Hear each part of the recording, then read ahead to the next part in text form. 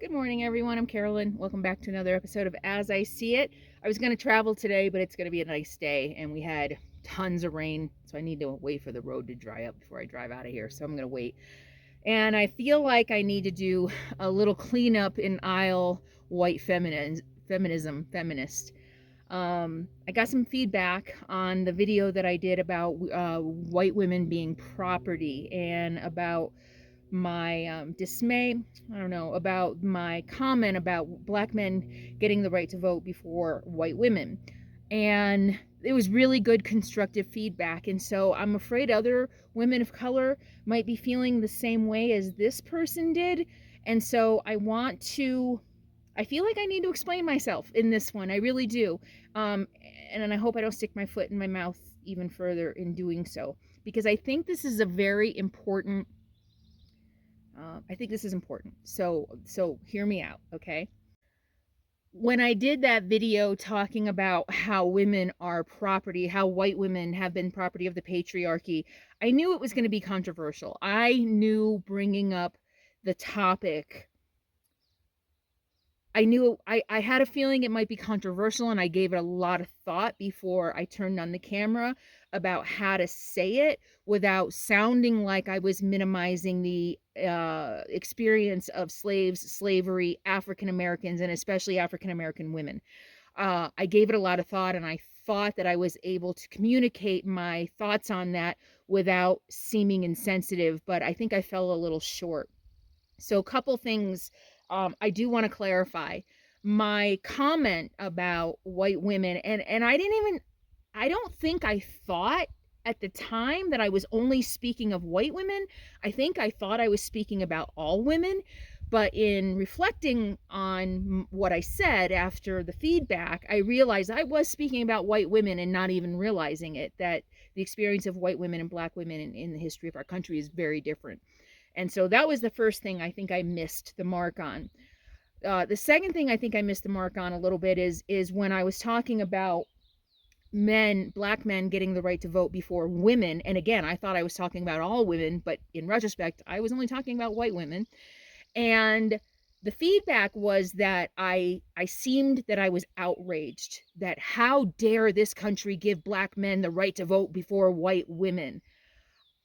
I understand that it may have come across that way, but my feeling about that 100% authentically, I can say without a doubt, isn't outrage. I'm not outraged by it at all. I can understand how it seemed that way. It's more incredulity at how society at the time viewed black men.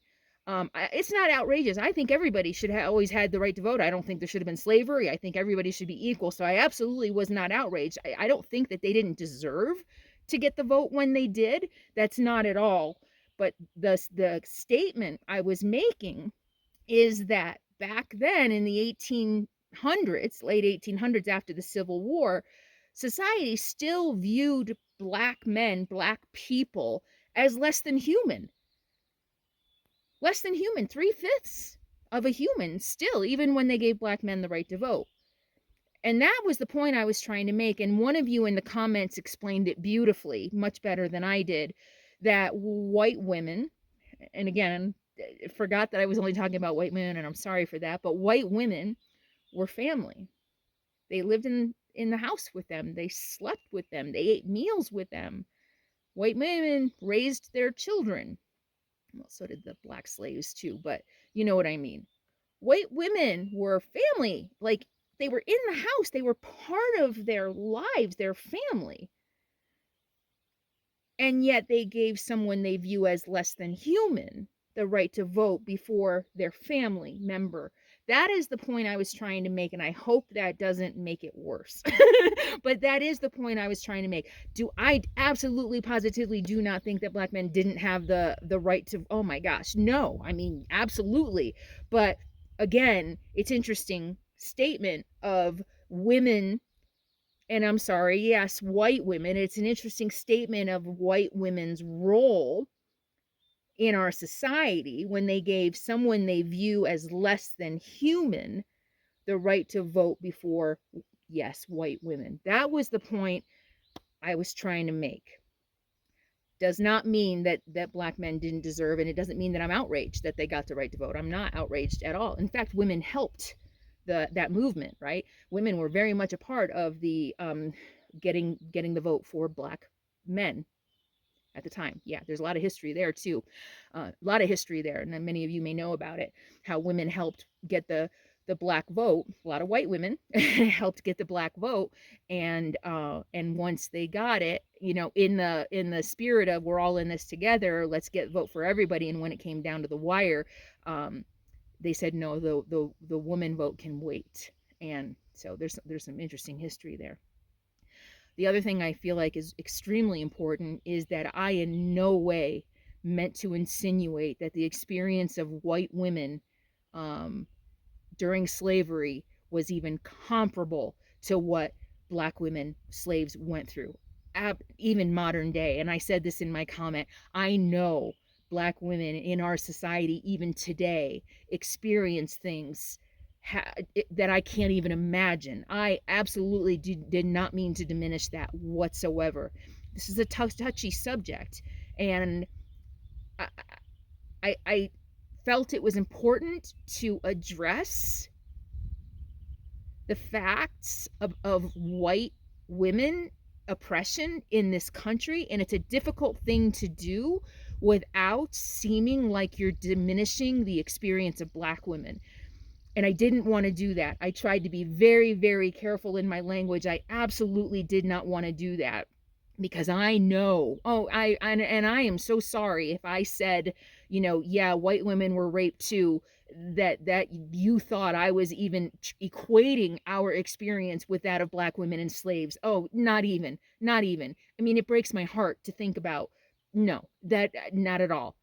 Not at all. I know the experience of black women in this country is horrendous. I mean, eugenics. How many of you know about eugenics? In the 1940s, 1950s, I mean, you want to talk about controlling women's bodies. They were doing sterilizing them without their permission. Women of color, I think mostly. But the point is, I know that as a white woman in this society, I am privileged above black women.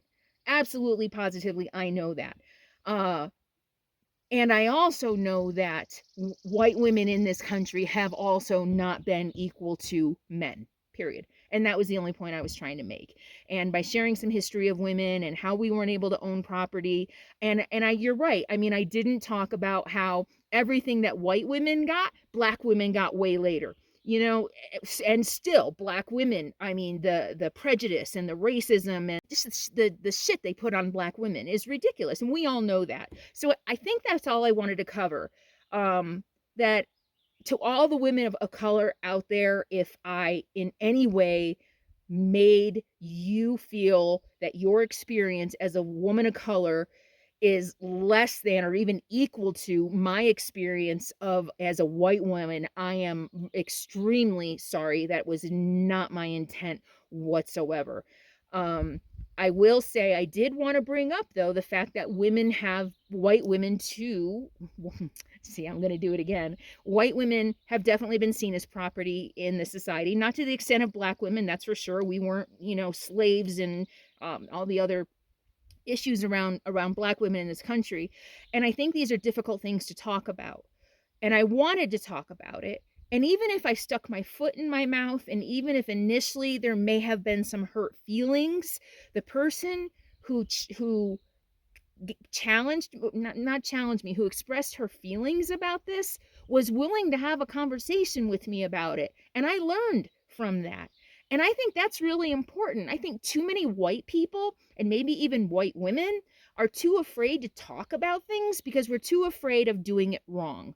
And I did it, even though I knew I might do it wrong and I might hurt some feelings, and I learned and I grew from that. So I regret hurting feelings. I regret sounding like I was tone deaf. I mostly regret hurting feelings, but I don't regret the experience of being able to learn from it and to grow and to understand someone else's experience more. I think if more white Americans could talk openly about race, about how they feel about race, about, I don't know, people of color might disagree with me because that may be opening a whole can of worms for you guys. But I don't know. I feel like maybe if more people could talk about it, we could have open conversations, and maybe we as a country could grow from this racist, crappy history and present that we're living in. So I want to thank the person who reached out to me, and for doing it constructively and respectfully. You told me I was tone deaf, but I guess that was warranted. But I learned from it and I grew from it. And I hope you've been watching me for a while and you didn't just unsubscribe. You told me how you felt. And maybe I'm asking too much when I ask people to give me the benefit of the doubt, because you know me and you know that I've been a champion for people of color and women of color and indigenous people and LGBTQ, and so my heart's in the right place. Sometimes my foot just isn't in the right place. It goes into my mouth. So thank you for giving me the opportunity to learn and grow. And I hope that this didn't make it worse. But I wanted other women of color who may have been uh, upset with that. I did want to explain where I was coming from, and that I am in no way comparing my experience to yours. Not at all. It's not a competition. It's not a comparison. I mean, it can't be. I mean, your experience, yeah, horrible, horror. Okay. Thank you. I appreciate you all. Talk to you soon. Bye.